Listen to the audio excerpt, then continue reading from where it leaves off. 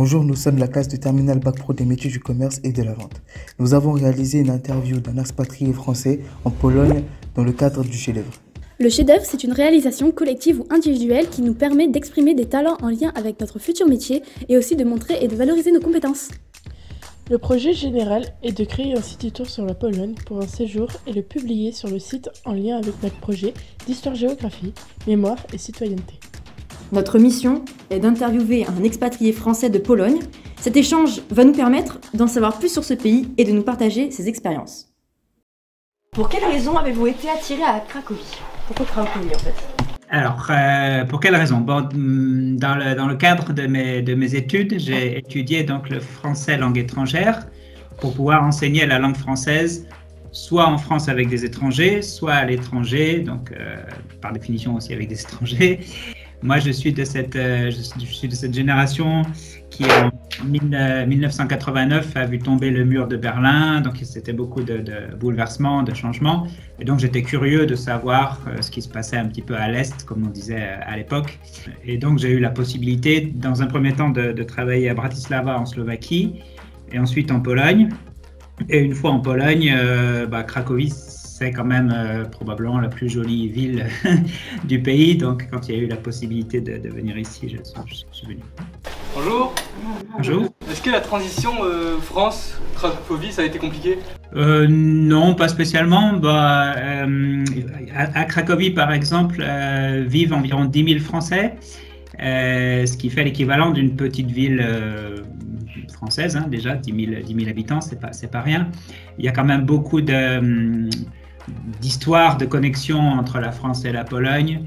Et Cracovie, bon, c'est une ville très très touristique et je parle polonais, donc je cherche pas spécialement à être toujours en contact avec des Français, mais c'est quand même relativement facile.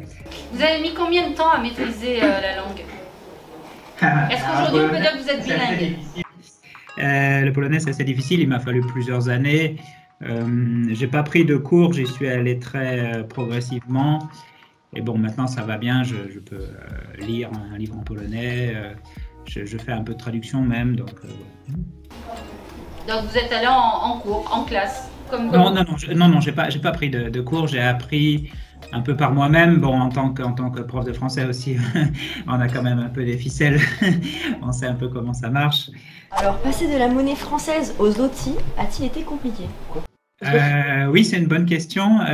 Oui, c'est un peu compliqué parce que le cours change tout le temps, hein. Donc, il y a quelques années, quand je suis arrivé, c'était pour 1 euro, on avait 3,7 à peu près zloty. Et les gens disaient non, mais ça ne dépassera jamais 4. Et c'est monté à 4, 4,25. Et là, dernièrement, on a battu des records à cause de la guerre en Ukraine, etc. Le zloty a perdu par rapport au dollar et à l'euro. Et donc maintenant, pour 1 euro, on a presque 5 zloty. On a 4,7, 4,8, quelque chose comme ça. Ce qui pour vous peut être intéressant parce que si vous arrivez avec des euros, vous retrouvez un peu plus de pouvoir d'achat, par exemple, qu'il y a quelques années, disons. Je vais vous poser une petite question peut-être indiscrète. Est-ce que vous êtes rémunéré, vous êtes détaché ou vous êtes expatrié? Alors, je suis rémunéré en zloty, malheureusement, en ce moment. Là, quand le cours est pas très favorable, je dis malheureusement, si le cours se retourne. Oui. Donc, les retours en France, ça vous coûterait cher? Voilà, exactement. Ouais. Alors là, on va passer au quotidien. Donc, quelles sont les différentes traditions à Cracovie? Alors, à Cracovie, comme en Pologne, il y a beaucoup de traditions.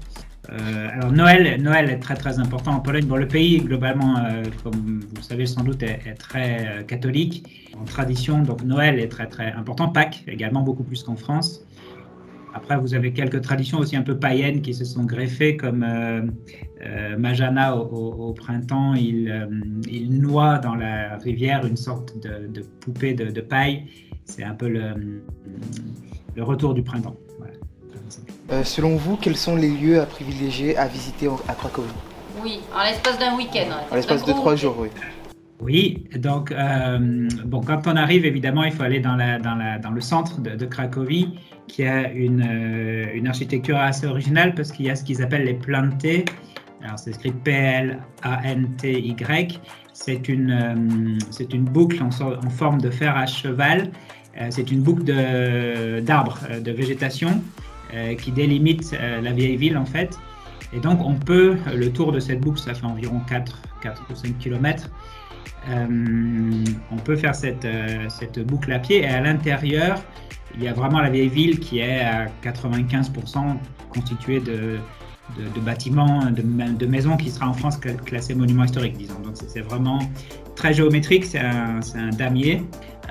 Là, vous avez aussi le château, Wawel, qui est sur la colline, en bord de rivière, de la Vistule. Donc ça, c'est le premier point où on va. Après, quand on sort de ça, on est dans Kazimierz, le quartier juif qui est aussi très très visité. Donc voilà, si vous avez une journée, c'est la balade à faire. Après, si vous avez un peu plus, bon, bien sûr, vous avez Auschwitz qui est pas très loin.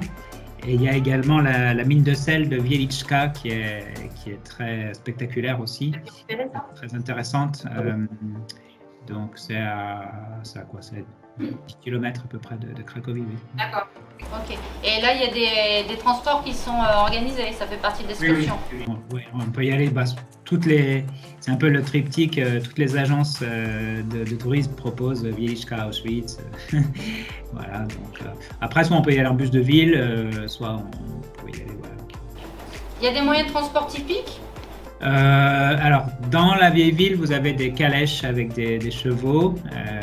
Ça, c'est assez typique parce que le bruit des sabots sur les pavés, comme tout le centre est pavé, ça fait partie de l'atmosphère de Cracovie.